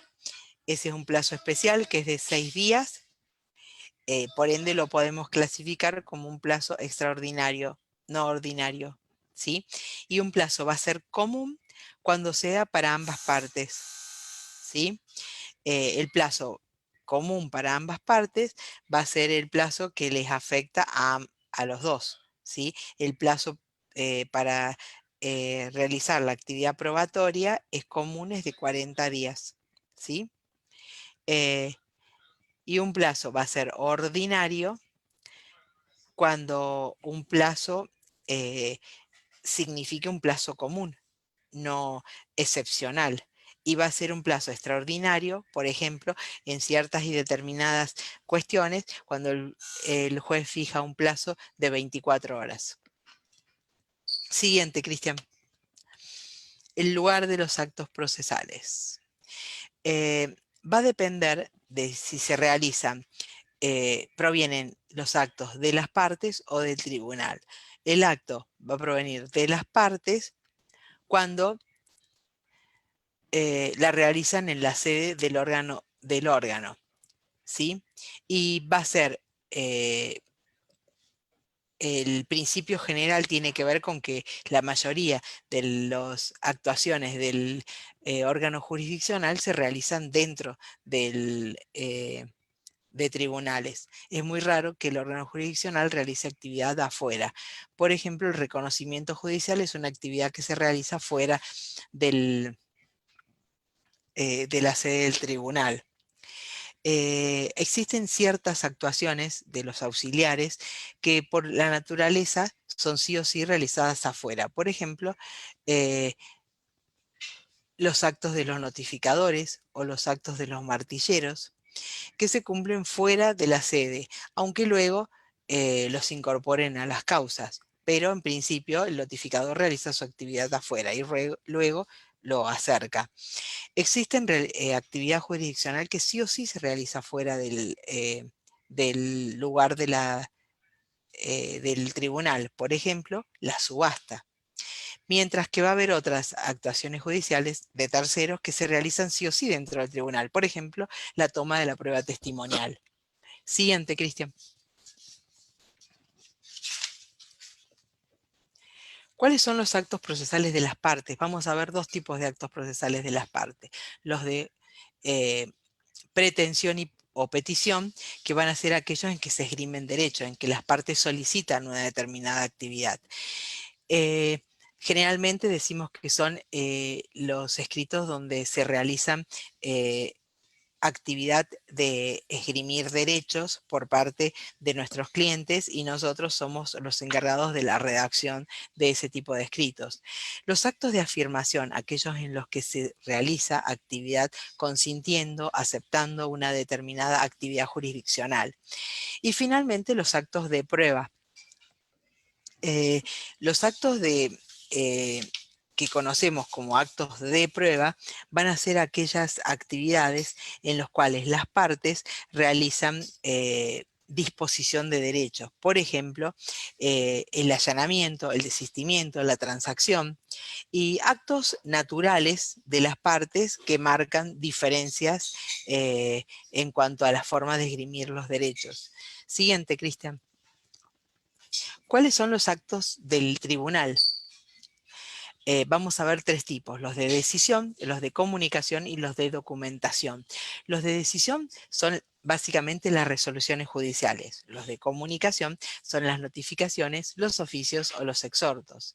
Y los de documentación son generalmente en los cuales se actúa determinadas audiencias. Siguiente, Cristian. ¿Cuáles son los actos de tercero? Vamos a ver dos tipos de actos de tercero, los de prueba y los de cooperación. Los de prueba son aquellos en los cuales las partes son convocados por el órgano jurisdiccional para la realización de una determinada actividad, mientras que los de cooperación son aquellas presentaciones voluntarias que realicen las partes a efectos de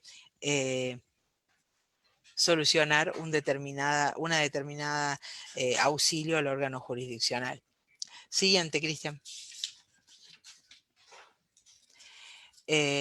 Cuando pensamos en los actos de notificación, vamos a ver que existen ciertas y determinadas modos de actuación que van a tener que ver con los actos del tribunal. Las presentaciones iniciales, en principio, sí se van a realizar por vía del modo que conocemos, que es el efectivo actuación dentro del tribunal. O sea, voy y entrego el escrito. Pero ¿cuál es la realidad? El paso del tiempo me ha obligado a que las presentaciones se realicen por vía digital. De hecho, nunca pensamos en una demanda que fuera sorteada digitalmente. Bueno, en la actualidad tenemos ese sistema y todas las demandas deben ser realizadas sorteadas digitalmente. El primer fuero que lo inició fue el fuero contencioso de la Seguridad Social. En la actualidad también se realiza en eh, contencioso administrativo federal y también en la eh, civil y comercial federal y en el fuero civil y comercial. Lo cierto es que se están realizando bastante poco actividad de sorteo de causas porque solamente podrán sortearse aquellas situaciones de excepción. Siguiente, Cristian. Bueno, el primero, actos de decisión. Las resoluciones judiciales. Vamos a ver tres tipos de resoluciones judiciales. El primero, que son las providencias simples, son aquellas resoluciones de mero trámite que solo hacen al, a la, al dinamismo del proceso, a que se lleve adelante el proceso. Para ello analizamos el artículo 160. ¿Sí? Que marca que el plazo para dictar las resoluciones judiciales que tendrá el juez será de 3 días y estará esta resolución judicial compuesta solamente por la fecha y el lugar, eh, la mera, el mero trámite y la firma. La firma puede ser no solamente del juez, sino que también puede ser la firma del secretario o del prosecretario. La siguiente, las sentencias interlocutorias. Las sentencias interlocutorias nunca ponen fin al proceso, solamente ponen fin al... ponen fin a una incidencia determinada, el plazo para su dictado es de 10 días y no marcan un fin en el proceso. Nunca pueden poner fin en el proceso, pero como toda regla hay excepciones. Por ejemplo, las medidas cautelares. ¿Sí? Y las sentencias interlocutorias le vamos a agregar a los requisitos de las providencias simples la sustanciación, o sea, la comunicación en la parte contraria, y que tienen que tener fundamentación. Y están contenidas en el artículo 161. Y las sentencias definitivas, que vamos a ver que están en el artículo 162. Llévalo.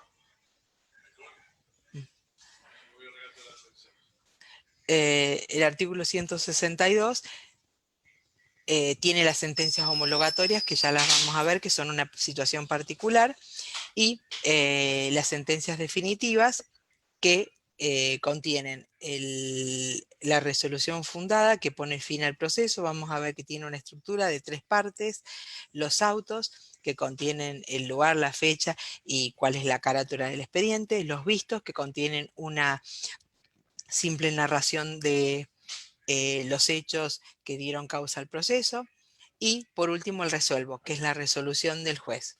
Y también va a tener la imposición de las costas. Descontando que también va a tener los condimentos que tenían todas las interlocutorias, o sea, va a tener que estar sustanciada, lugar, fecha, y en este caso solo y únicamente va a poder tener la firma del juez. ¿Qué ocurre con las sentencias homologatorias? Es una situación particular que la profe Sica ya la explicó la clase pasada, en la cual podemos decir que no son sentencias, sino que simplemente se le dio fuerza ejecutoria a la voluntad de las partes. Siguiente, Cristian. Los actos del tribunal. Vamos a ver que los actos de documentación del tribunal tienen que ver con las audiencias. Las audiencias en principio son públicas.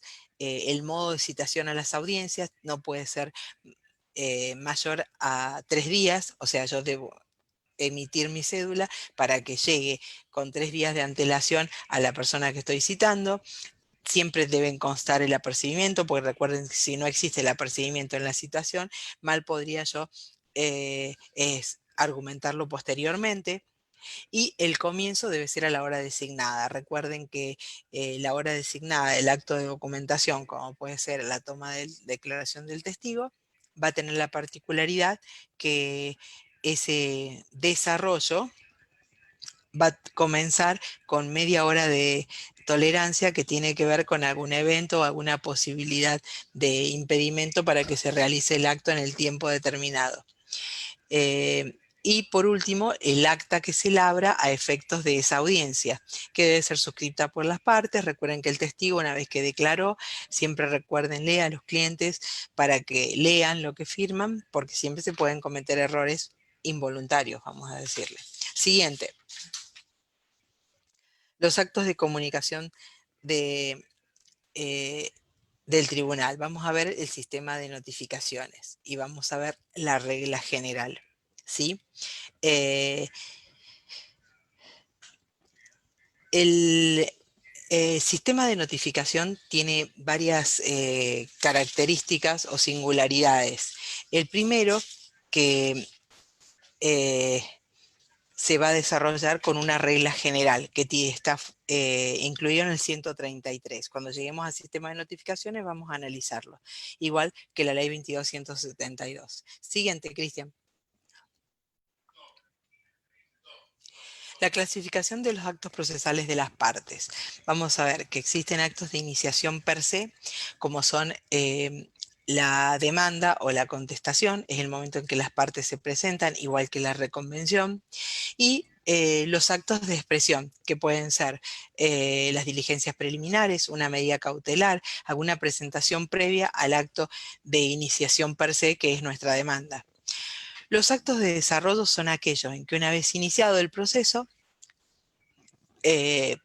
tienden a desenvolverse para llevarlo hasta su conclusión, empujar el proceso, ese apretarle el acelerador de que yo les hablaba. Y se subclasifican en actos de instrucción y de dirección. Siguiente, Cristian.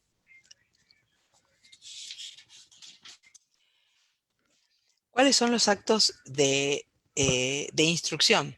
Son aquellos actos de alegación y de prueba en los cuales lo que se hace es valorar el bien probado, como decimos que es la alegación, o se ameritúa la prueba. Y los actos de prueba son aquellos ofrecimientos de prueba que son excepcionales o tienden a destrabar el proceso, clarificar determinados hechos, solucionar incidencias, la citación de un tercero, etc. Y los actos de dirección se subclasifican en de documentación, de ordenación, de comunicación y los cautelares. Siguiente, Cristian. ¿Cuáles son los actos de dirección? Son aquellos que tienen a la ordenación. Por ejemplo, son los actos en los cuales el juez usa sus facultades particulares y tiende a que las partes en uso de sus facultades impulsen el proceso. Recuerden que hay dos aristas en esto. Si bien el proceso es netamente de oficio, el juez en determinadas situaciones puede actuar como el proceso es netamente a impulso de parte, el juez puede actuar de oficio. ¿Por qué puede actuar de oficio? Porque si ve que están paralizados intereses de menores o incapaces, puede actuar en ese proceso. Y también siempre manteniendo la igualdad de las partes. Los actos de resolución y los actos de impugnación son aquellos en los que se pretende la revisión de una determinada actuación. Los actos de documentación van a tender a la formación material del expediente a través de la incorporación ordenada de escritos, documentos, actas de audiencia, filmaciones, etc. En la actualidad se incluyen muchos de esos actos de manera digital, ya no se hace de manera física como lo hacíamos anteriormente y como lo pretendía establecer el Reglamento para la Justicia Nacional, sino que en su mayoría se hacen digitalmente y van a estar presentados cuando el juzgado le dé de alta a ese escrito. En el sistema de provincia es mucho más seguro porque se usa lo que se conoce como token. Entonces funciona más exactamente como una firma electrónica. Siguiente, Cristian. ¿Cuáles son los actos de dirección? vamos a ver diferentes actos de dirección. Los actos de dirección son los actos de comunicación, los traslados, las vistas, los oficios ley 22.172, los exhortos y las notificaciones. No, espérenme un segundo.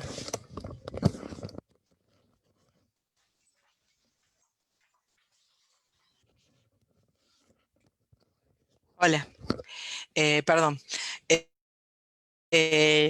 Vamos a ver ese tipo de actos de comunicación que son los más comunes dentro del proceso. Siguiente.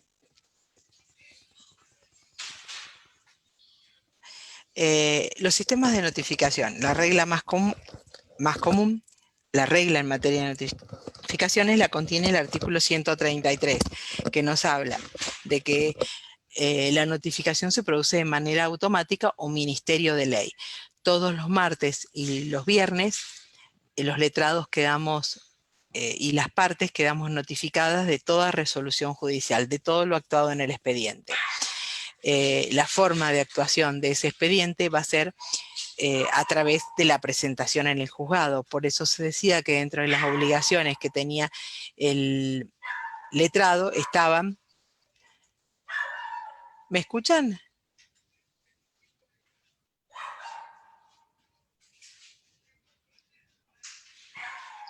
Sí, Sonia, se te escucha bien, ¿eh? Bien, dentro de las facultades que tenían los letrados estaban las de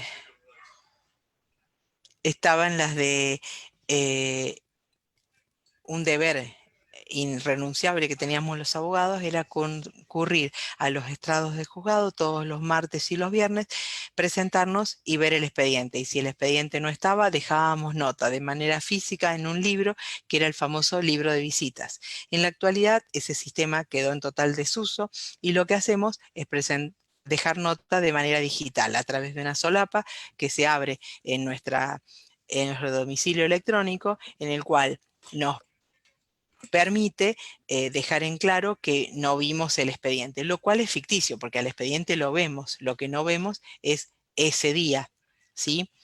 El sistema de ministerio de ley es para los traslados comunes. Recuerden que los traslados son por 5 días, diferente a lo que ocurre con las cédulas, que van a tener contenidos en su redacción, el tiempo por el cual se nos corre traslado. Y este sistema automático funciona de esta manera en la actualidad, recuerden, a través del sitio electrónico. La notificación tácita es cuando quedamos notificados de manera virtual. ¿Y por qué digo de manera virtual? De manera relativa. Por ejemplo, vamos y dejamos un escrito automáticamente. Al dejar el escrito se entiende que o presentamos un escrito, se entiende que conocemos todo lo que se ha actuado en el expediente, ¿sí? La manera personal es cuando nos presentamos en el expediente, vemos una resolución y nos gusta tanto que dejamos expresa nota de que nos estamos notificando de lo actuado, ¿sí? A veces generalmente lo hacemos porque hay una resolución determinada que nos favorece mucho y queremos consentirla. Siguiente. Bueno, el 143 por examen del expediente, vemos el expediente y, por ejemplo, extraemos una copia de un determinado escrito. Eso era muy común en el sistema escrito. En la actualidad, como supondrán, a menos que nos quieran dejar notificados por sacarle foto, con el celular no existe otra manera, porque es muy raro que vayamos a sacar una copia. Prácticamente no se entregan copias en formato papel, las copias se dan en formato digital. Por cédula, vamos a ver que el codificador ha redactado una serie de formatos de notificación que tienen que ver con el sistema de notificación por cédula. Y este sistema de notificación por cédula prevé que ciertas y determinadas resoluciones no pueden ser notificadas de otra manera. Por ejemplo, se notifica por cédula de demanda, la concesión de un determinado recurso, el traslado de ese recurso. Vamos a ver que se notifica por cédula la sentencia. todo lo que tiene que ver con las declaraciones de rebeldía, la contestación en cuanto es a la contestación de demanda, todo lo que es la documental. Y vamos a ver que todas las resoluciones que se notifican por cédula pueden ser también notificadas por acta notarial. Recuerden que la cédula se realiza de manera gratuita, porque ustedes lo que hacen con la cédula es la redactan, la llevan al juzgado, la hacen sellar y luego la diligencian. La diligencia en sí es a una jurisdicción extraña que no es la del tribunal, porque en el caso de que sea en la misma jurisdicción donde ustedes están litigando, directamente esa notificación cursa por vía interna. En el caso del acta notarial tiene un costo porque interviene un actuario, o sea, un escribano, que se va a presentar en el lugar donde quieran realizar la notificación y va a notificar a la persona. Son muy eficientes, pero también son muy costosas.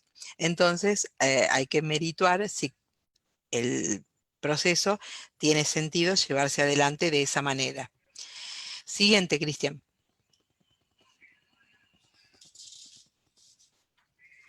Bueno, existen resoluciones judiciales que se podrían notificar por telegrama, pero en general las que se notifican por cédula pocas veces pueden ser notificadas por telegrama. Si yo lo que quiero notificar es una resolución judicial breve, la podría hacer por telegrama, pero si no, se va a complicar por los costos. Igual que realizarla por acta documento, por carta documento. Piensen lo difícil que sería notificar por carta documento una demanda que contenga 30 o 40 páginas.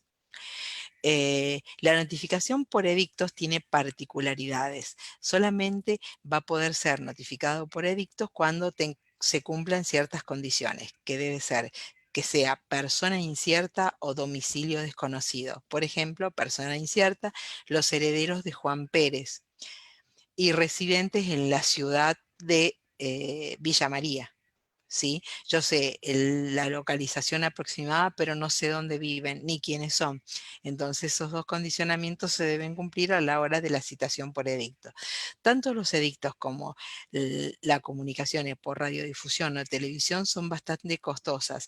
Entonces, generalmente se realizan por eventos o circunstancias particulares. Por ejemplo, llevé adelante todo el proceso y no puedo acceder al cobro porque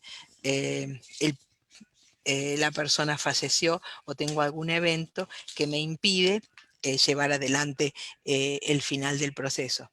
Siguiente, Cristian. Es notificación electrónica y tiene que ver con el comienzo, que fue en la acordada 3 del 15. La aplicación del sistema de notificación electrónica tiene una carga especial, que es la constitución del domicilio electrónico. En el caso de Capital se hizo a través del Colegio Público de Abogados y a través de la Corte Suprema de Justicia. El sistema de notificaciones electrónicas nos permite emitir cédulas y recibirlas. Se genera también un mail, que es una gentileza, que puede o no existir, pero lo importante es que tenemos una manera para controlar el expediente y verlo de manera rápida y nos permite llevar adelante un sistema más ágil. La idea de la notificación electrónica está completada por la idea del expediente digital y el sorteo electrónico de causas, que se ha motivado ahora a raíz de esta pandemia. Espero que Cristian nos dé oportunidad de dar algunas otras clases y poder charlar o que mantengamos este tipo de clases después de este evento y ver cuál fue la efectividad de esta implementación del expediente electrónico. Bueno, esa fue la última diapositiva y un gusto de nuevo haber estado con ustedes.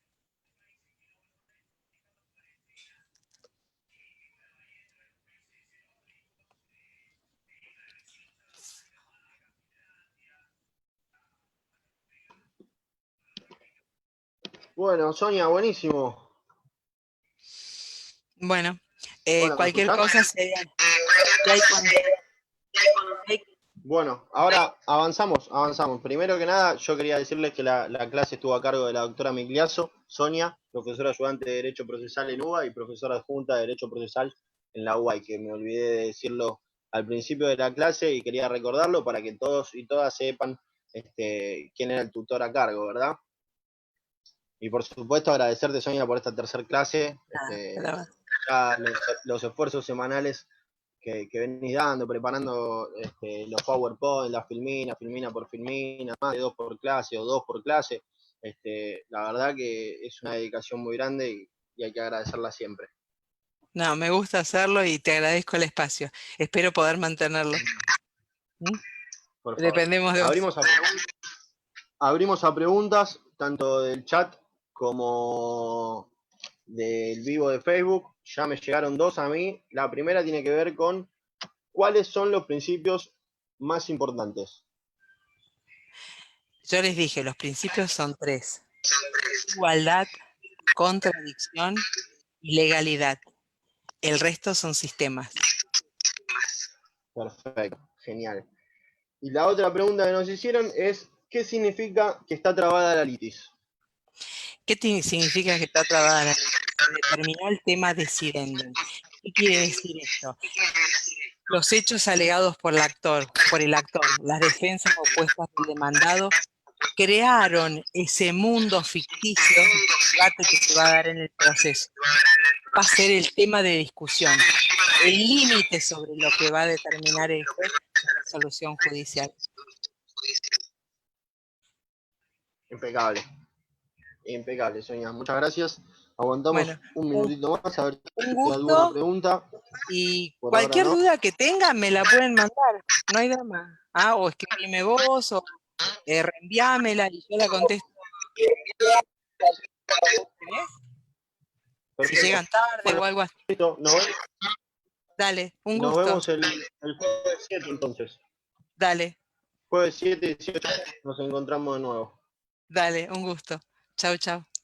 Perfecto.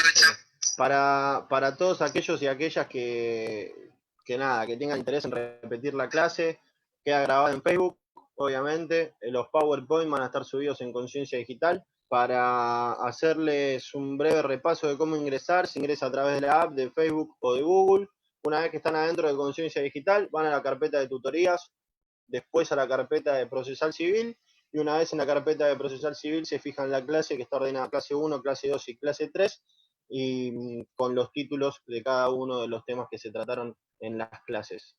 Nada, recordarles, por si llega a servirles, que hoy 17 horas vamos a estar dando la tutoría de Derecho Internacional Público, y mañana tenemos 3 tutorías. A las 15:30 vamos a tener 2 en 2 canales diferentes, también con vivo de Facebook, y por Zoom, con 2 cuentas de Zoom diferentes. A las 15:30, como dije, constitucional y contratos, y a las 18 horas nos vamos a encontrar de vuelta para la segunda tutoría de Derecho Tributario.